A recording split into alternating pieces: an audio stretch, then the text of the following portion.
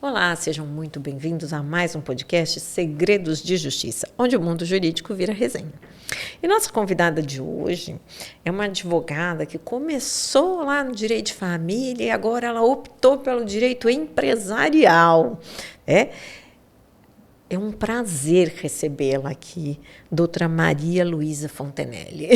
Eu que agradeço o convite, Carla. Nossa, porque a gente batendo papo aqui, eu vou explicar uma coisa, a gente batendo papo antes, né? A hora que começa, eu falo, já não sei nem o que falar, de tanto que a gente fica babando no convidado. Mas vamos lá. Por que você escolheu o direito? Vamos do início, eu sempre pergunto, por que o direito na sua vida? Eu fiz teste vocacional, né, que eu acho que eu gostava de tantas coisas, e variadas, arquitetura, e no final deu, arquitetura ou direito. Aí eram as minhas duas apostas. Mas eu gosto muito de temas, eu acho que o direito ele permite, né, uma amplitude de atuação muito grande. Então, eu falo, quem também tem dúvida, vai para o direito, porque na jornada você se encontra. Eu acho difícil alguém se apaixonar por tudo, mas ali do meio para o final da faculdade, eu acho que sempre tem aquela matéria que faz o olho brilhar, aquele caminho que você projeta lá na frente. Então, acho que o direito foi assim, eu entrei sem saber exatamente como iria atuar, mas sabendo que ali eu me encontraria e reconhecendo que eu gosto muito eu acho que direito é muito fala, né, muito oratória, e eu já tinha esse perfil de afinidade com isso. E, enfim, outras características que eu falo assim, não, um advogado tem que ter, olhar para mim e falar, eu tenho, então eu acho que vai dar certo.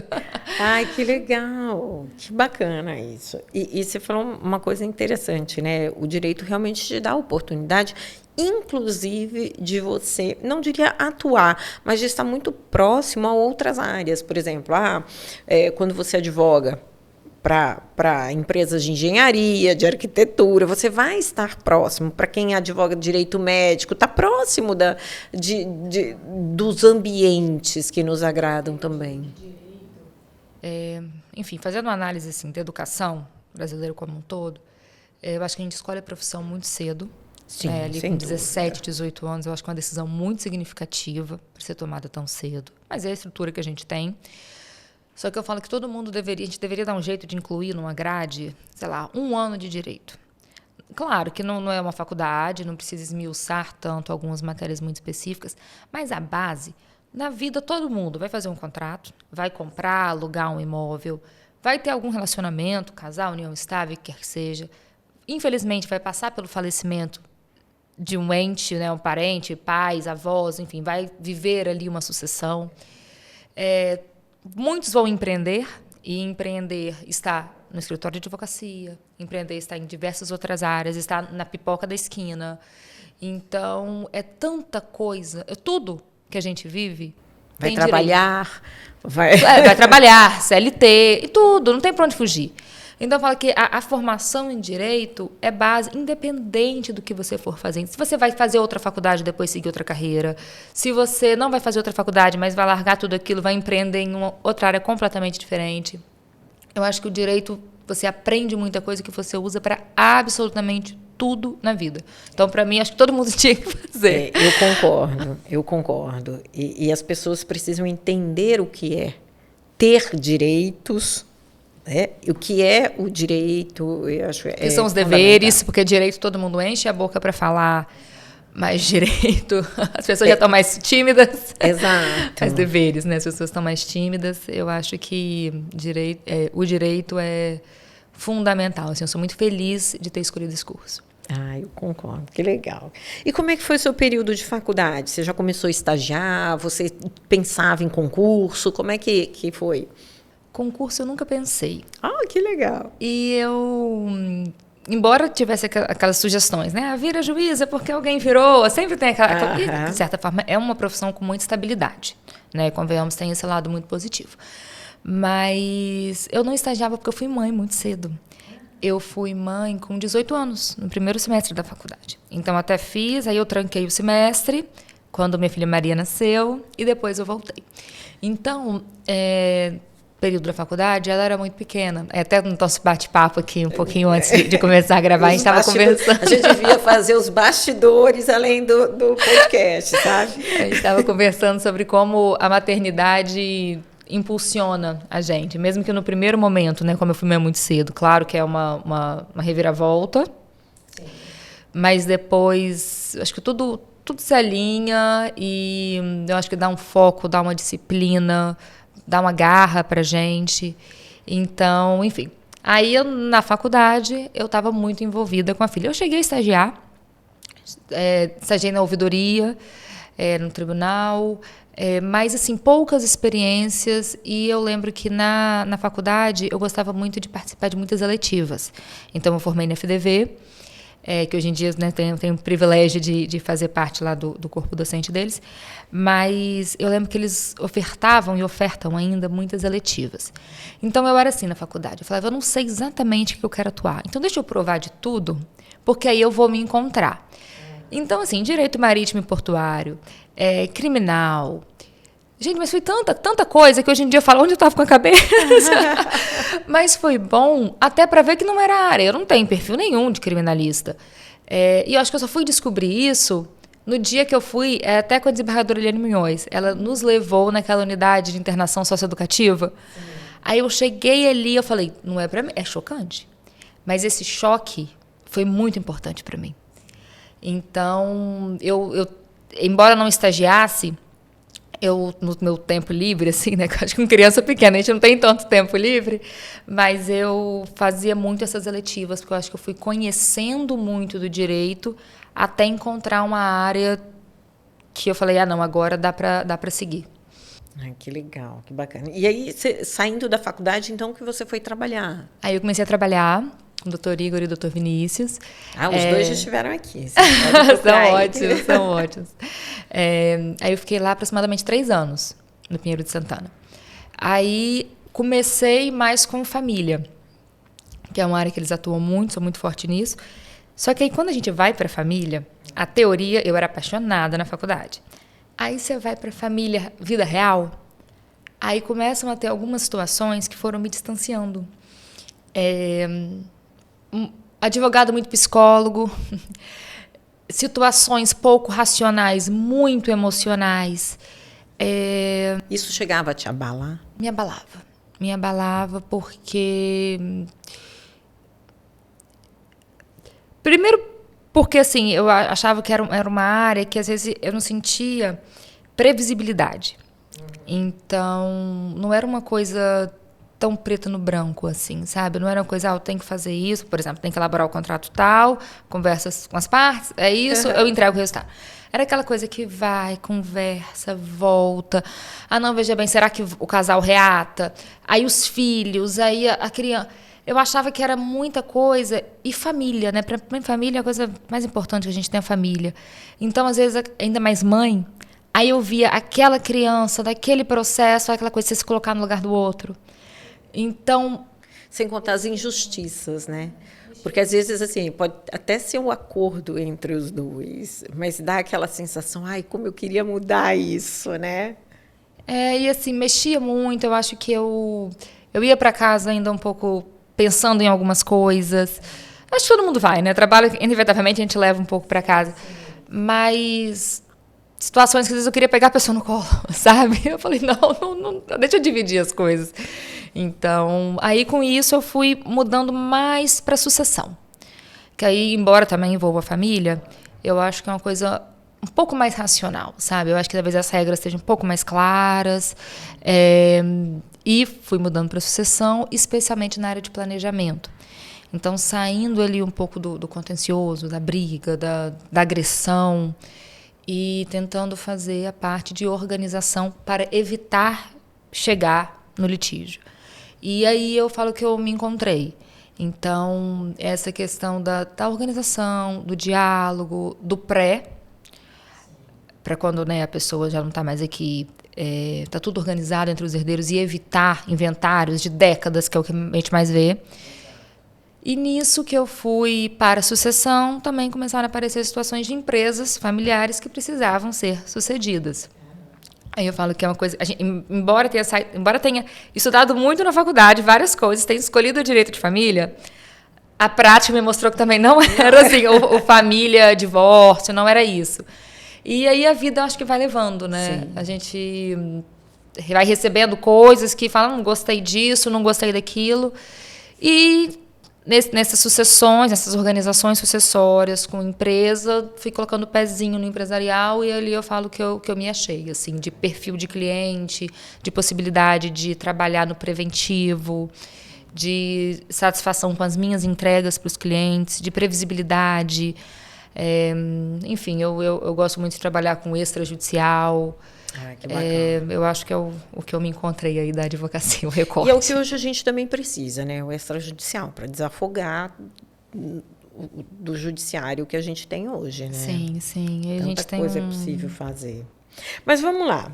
Histórias que te marcaram, então, dentro da área de família, porque a área de família tem muita história. Tem muita, né? Coisas que, assim, que te marcaram. Você contou aí da mulher que deu uma televisão para o ex-marido. Eu contei essa. Nos bastidores. Mas esse era um casal que estava se divorciando, aí fizeram aquele acordo que você levanta da mesa achando que todo mundo vai cumprir lindamente, passa 2 semanas, o cliente te liga, falando, veja bem, era o final de semana do pai, e a criança não querendo ir, o pai também fazendo corpo mole, também fazendo questão de pegar, não, porque eu estou num apartamento pequeno, porque não tem televisão, e nisso a mãe já tinha se organizado, contando que aquela criança estaria com o pai. Aí ela só me liga falando, estou colocando a televisão no meu carro, a filha no carro, vou levar tudo. Aí eu falei, gente, imagina a cena, ela chegando, tira a criança do carro, tira a mochilinha, tira a bolsa, né, que leva, e tira a televisão. Falei, ai, meu Deus. Tem uns casos muito bons, engraçados, assim. Lidar com eles é muito delicado, mas de contar é bom. Imagina. Tem um outro que era para fazer um divórcio. E era o casal que tinha um patrimônio significativo, estavam alinhados, os filhos já eram mais velhos, adolescentes ainda, mas não tão criancinhas, e o casal estava alinhado em relação à partilha de bens, em relação à pensão que o ex-marido iria pagar para a ex-esposa, pensão para os filhos já tinham uma rotina, então assim, eles se dividiriam, mas eu sei que, sabe aquele casal tudo que chega, você fala, nossa, acordo aqui, redondo, certinho. Um mês...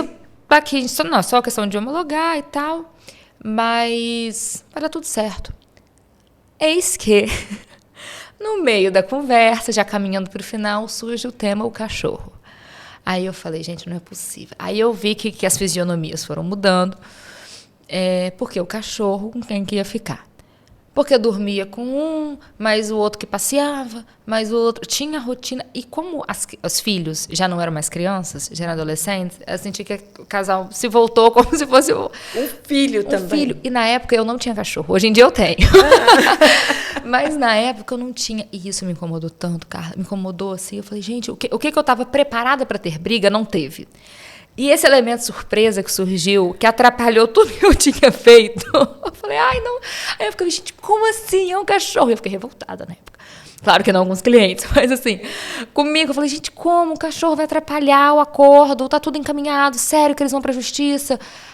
Aí passei a ter o cachorro. Hoje em dia eu falo, gente, quem tem um cachorro vai entender. Vai brigar por ele. Aí eu ainda brinco com meu marido hoje em dia. Eu falo, amor, se acontecer alguma coisa, Olavo, que é o nome do nosso cachorro, Olavo fica comigo. Já vamos deixar claro logo. Vamos deixar claro. Vamos esclarecer isso para não ter problema, né? Deus quiser, não vai acontecer nada. E assim... Você falou, a gente acha que vai cumprir acordo. Quantas pessoas assim ligando, não cumpriu, o que eu faço? Carla, eu acho que mas isso é do direito não só da área de família. Isso é da vida, da postura das pessoas. Uma coisa é papel, outra coisa é vida real. E quantos acordos, são feitos lindamente, sejamos francos, para o Ministério Público ver, igual tinha aquele pré-inglês ver, hoje em dia é para o MPV, passa nem um mês, já começa, não, porque esse horário não dá, porque esse final de semana é compromisso, veja bem, vamos mudar. Então, assim, eu acho que direito é, acima de tudo, bom senso. Eu acho que é natural que tenha uma certa flexibilidade dos acordos, também não tem que ser pau, pedra, pedra. Mas eu acho que quando está todo mundo verdadeiramente envolvido com aquilo, está envolvido na criação da criança, preocupados no bem-estar do menor, que isso é o mais difícil de acontecer, embora em tese seja o foco, mas a gente sabe que na vida real muda. Eu acho que quando os pais estão realmente com este propósito, a coisa caminha bem. Então, independente de qual linha, de qual item que tá, isso, para mim, com o tempo, se dilui. E tudo bem se perder, desde que o propósito continue valendo. O que, infelizmente, não acontece. Então, eu acho que o direito de família me gerou certas frustrações. A vida real, a teoria eu amo. Mas que aí eu fui me distanciando, talvez por ser mãe também, eu acho que eu sinto muito, né? Eu acho que nós mães, a gente puxa pro outro lado. Enfim, eu falei, deixei pro empresarial, que é a coisa mais tranquila. Que caso mais te emocionou? Seja a família, a sucessão, que caso te emocionou? Que você lembra assim, fala, nossa, isso aqui me deixou abalada. Eu acho que eu me emociono com tudo. No seguinte sentido, eu acho que eu me emociono com entregas. Porque eu acho que a gente que pega várias situações, cuida de vários casos, a gente até consegue falar, para mim o que mais emocionou foi esse. Só que eu gosto de olhar pela perspectiva de quem está vivendo. Então, recentemente, por exemplo, uma pessoa conseguiu desenrolar um caso antigo, a pessoa conseguiu regularizar o imóvel. Aí vai falar, foi um imóvel, né? Quantos imóveis a gente... Mas para ela aquilo representou tanto. Eu acho que tudo depende do quanto aquilo representa na vida da pessoa. Aquilo era o que faltava para a pessoa sentir uma certa segurança, uma certa estabilidade, de falar, eu tenho meu imóvel. Então, assim, talvez eu contar aqui, foi um imóvel regularizado. Você fala, mas isso é normal, acontece aos montes todos os dias. Mas para ela foi muito. Aí, um outro caso, quando às vezes uma família que estava brigando, né, num certo inventário, ou, enfim, às vezes nem inventário, né, porque às vezes eu pego mais a questão da organização. Mas, às vezes, por exemplo, um autor de um patrimônio que às vezes procura um pouco confuso em relação a qual partilha vai fazer, especialmente tentando preterir alguém. Isso é uma coisa que eu já incomoda, porque eu sei o potencial de problema que isso pode surgir. Eu falo, quando tem um preferido, tem um preterido. Então, quando a pessoa surge, né, a pessoa aparece, procura, já com essa divisão pensada em que vai beneficiar muito vai, enfim, esvaziar o patrimônio, não violar direitos, tá? Porque tem aquele mínimo necessário, mas vai fazer uma divisão muito desigual, que alguém vai ficar incomodado. Então, assim, dentro do que é legal, eu passo as possibilidades, né? É possível fazer isso.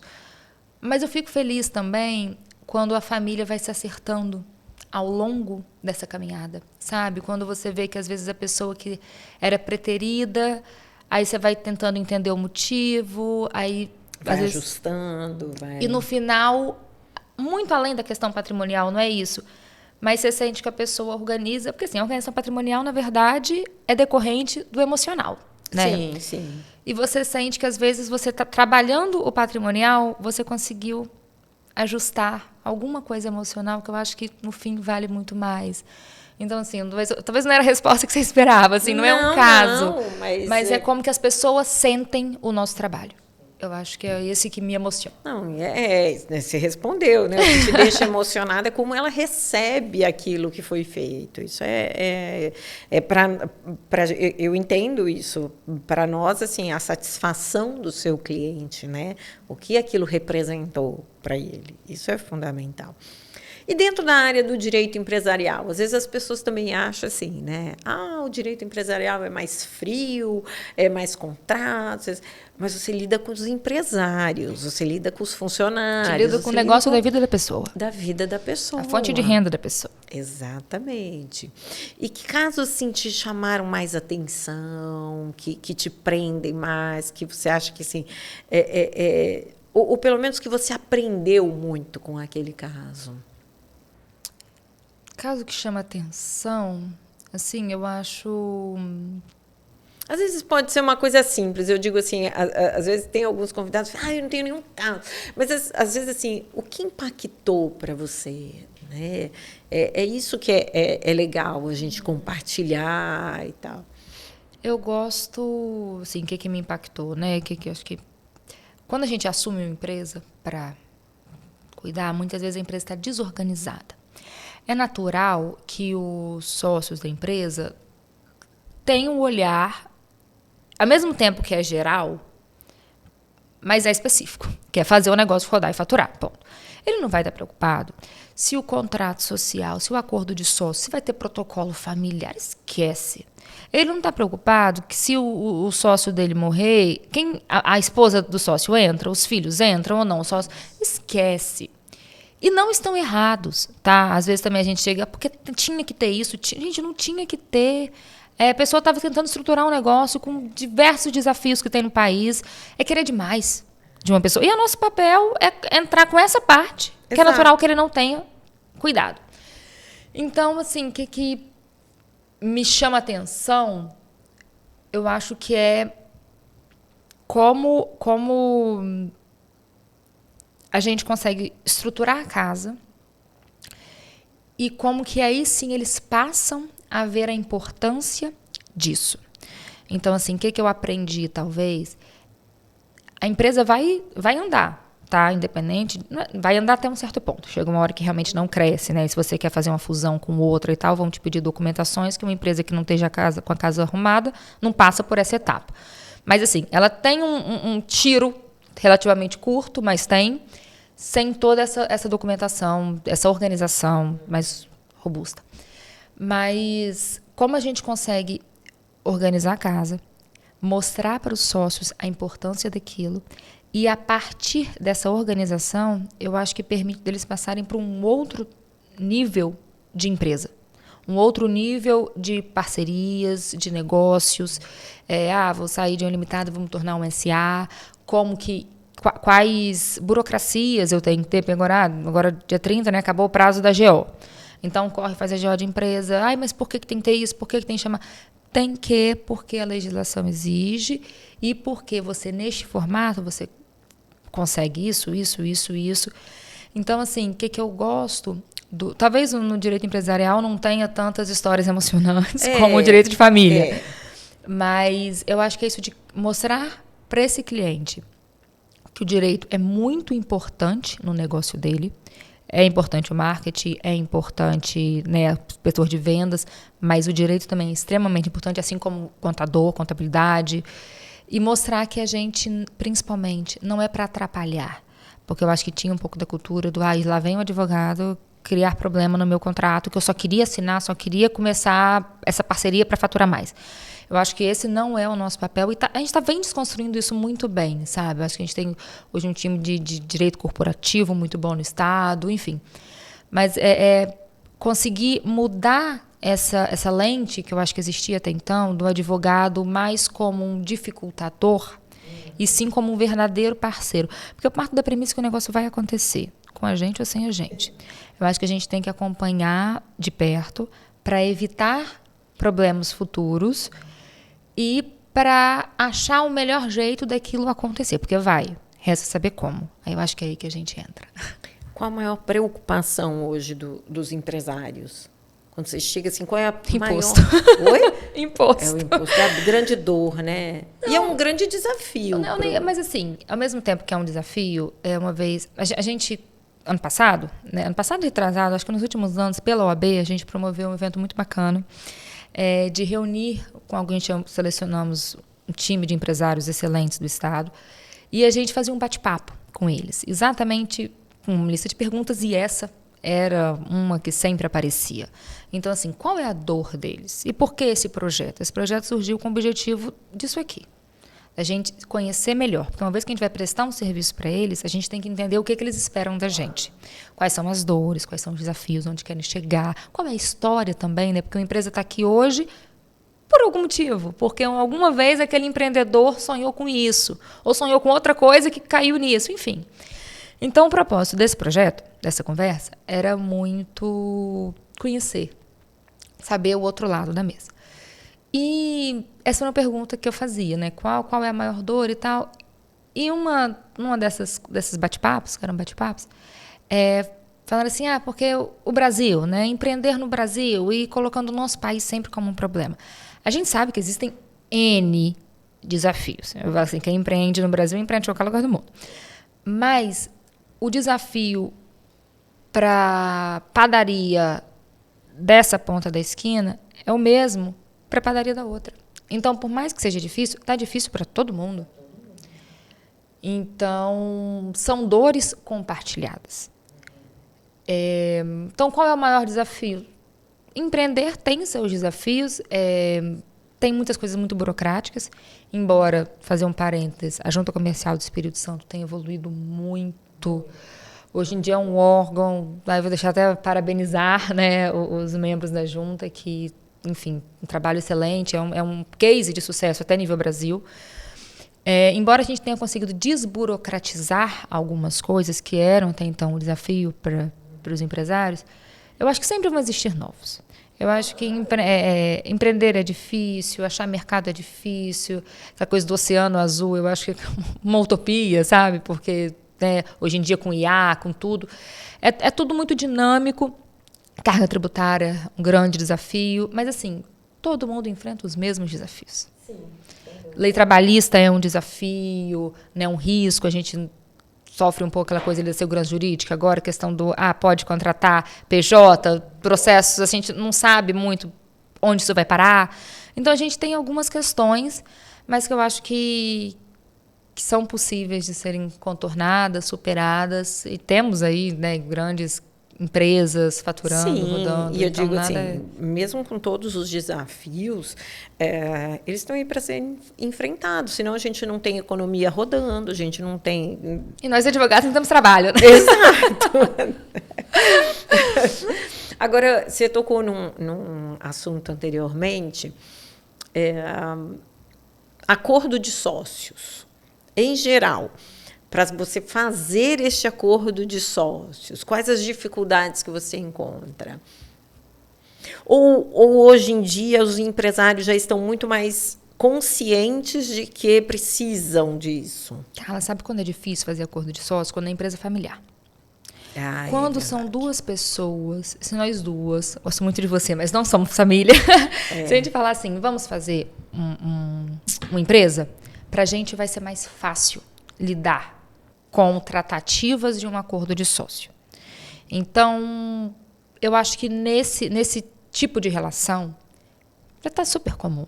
Inclusive, assim, na própria junta tem modelos. Claro que o ideal é que seja acompanhado por um advogado, que é um documento extremamente importante. Mas eu acho que é um documento que as pessoas estão mais conscientes da relevância. Já se a gente vai para o cenário de família, aí eu coloco assim, por exemplo... Entram as emoções. E assim, por que isso? Como assim que eu preciso do quórum tanto para excluir o sócio? Mas o sócio é meu irmão, mas foi uma empresa que nossos pais fizeram. Ele quer me excluir? Então, assim, cláusulas que seriam completamente normais para serem tratadas entre duas pessoas que querem construir uma sociedade... Quando você joga entre irmãos, entre primos, entre qualquer coisa, aí começa as imaginações de conluios, sabe? Assim, por que isso exige muita transparência do advogado, de colocar todo mundo junto na mesa, porque senão parece que você está alinhado. Parece, não, mas na imaginação, né? Você pode estar alinhado com alguém tentando puxar essa cláusula para essa situação, enfim. Então, assim, o acordo de sócios é essencial. Eu tento informar muito da importância do sigilo, porque não é um acordo levado a registro, então é um momento, né, um documento em que as pessoas, as famílias ou os sócios podem ficar muito à vontade de escrever o que quiserem, porque vai ficar ali. E é o documento que tem que se escrever, né? Sim, pensar em todas as possibilidades. Eu falo que a gente, advogado, tem que ser um pouco pessimista. Futurista. Gostei, achei mais legal a sua palavra. Mas, por exemplo, vai morrer.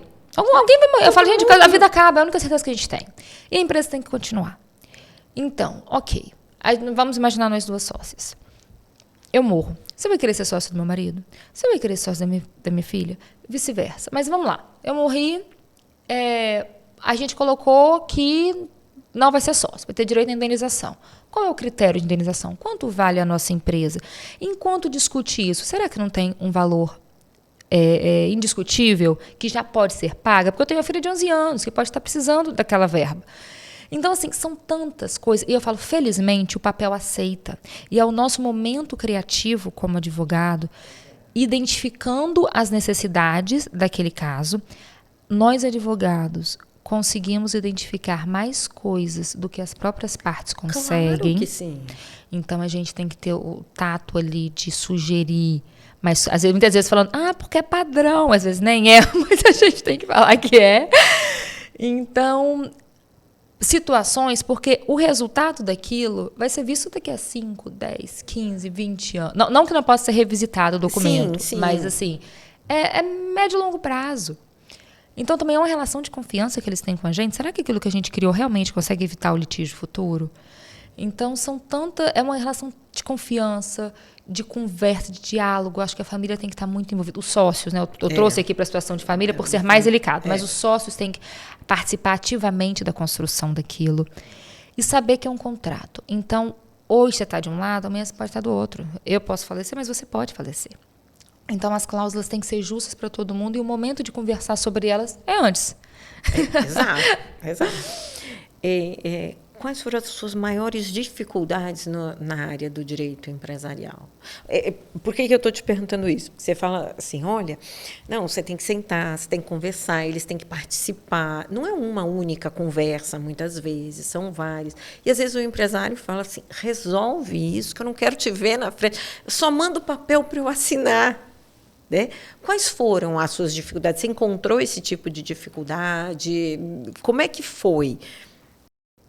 Eu acho que a dificuldade é mostrar a importância quando a pessoa não tem aquela cultura. Como eu falei, né, assim, o foco do empresário é outro. É o operacional. É o operacional. Ele quer que a coisa funcione, ele quer o dinheiro, ele quer ter o dinheiro para pagar as contas. Entre uma reunião com o investidor e a reunião com você para fazer... É o investidor. É o investidor. Então, assim, você tem que primeiro mostrar a importância daquilo.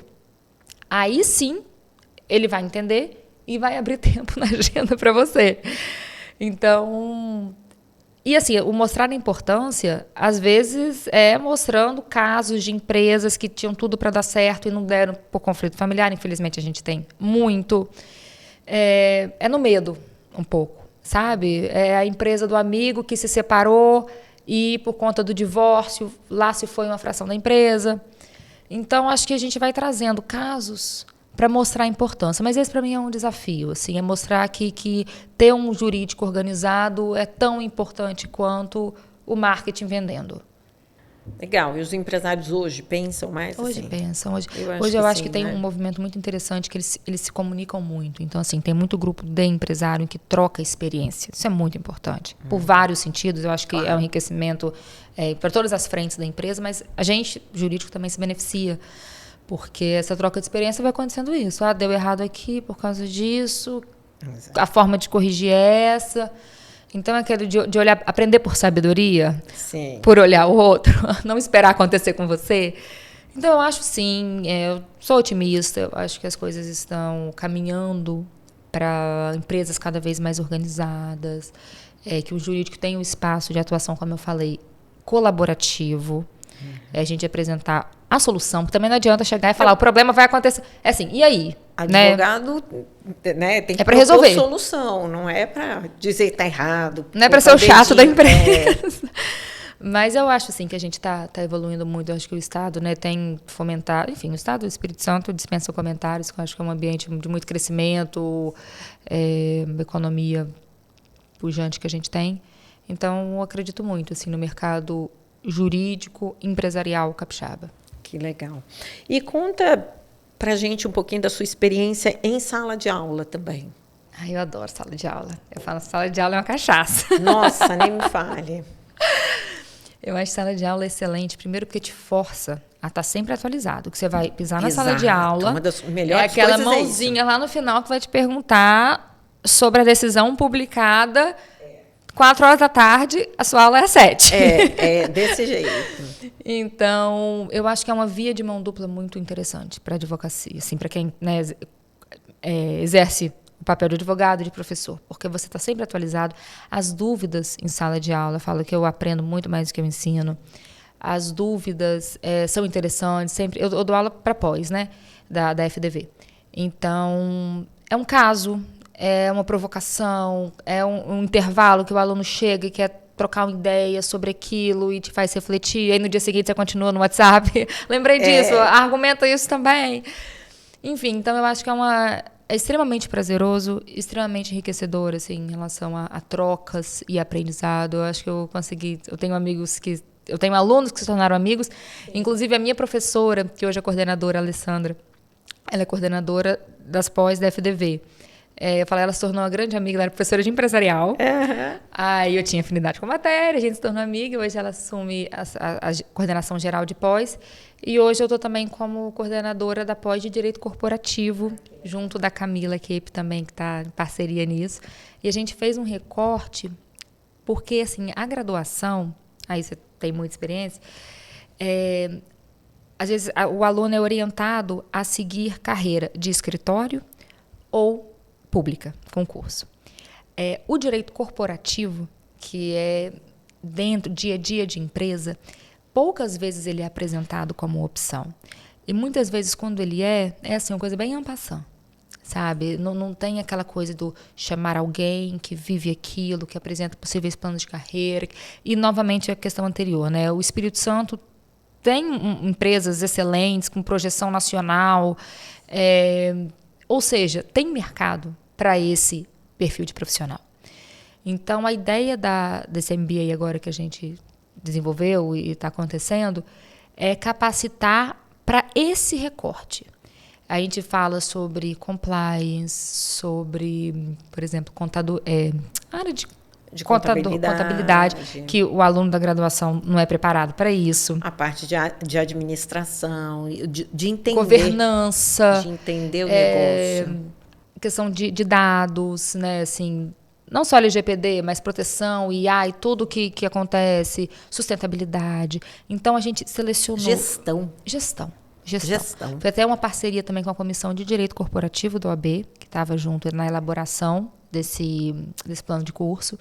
Então, são 9 disciplinas que passam por matérias que o advogado que vive, que respira empresa, precisa saber. Você sabe que eu fiz administração de empresas e direito ao mesmo tempo. E sempre gostei muito da área empresarial, sempre atuei muito em área empresarial. E em sala de aula, dei muita aula de empresarial também, de falências, e eu lembro que uma das coisas que chamava mais atenção os alunos era essa coisa de você colocar na gestão, colocar o direito dentro do dia a dia da empresa, né? E às vezes a gente ia falar, por exemplo, falências, muitas vezes, né? Falências, recuperação de empresa. Eu abria o quadro, colocando ativo, passivo, explicando cada coisa para as pessoas entenderem o que a lei estava falando, né? Então, eu acho fundamental isso, ter matéria de direito corporativo, uma pós assim, nossa, é lindo, porque você vai estar juntando exatamente isso.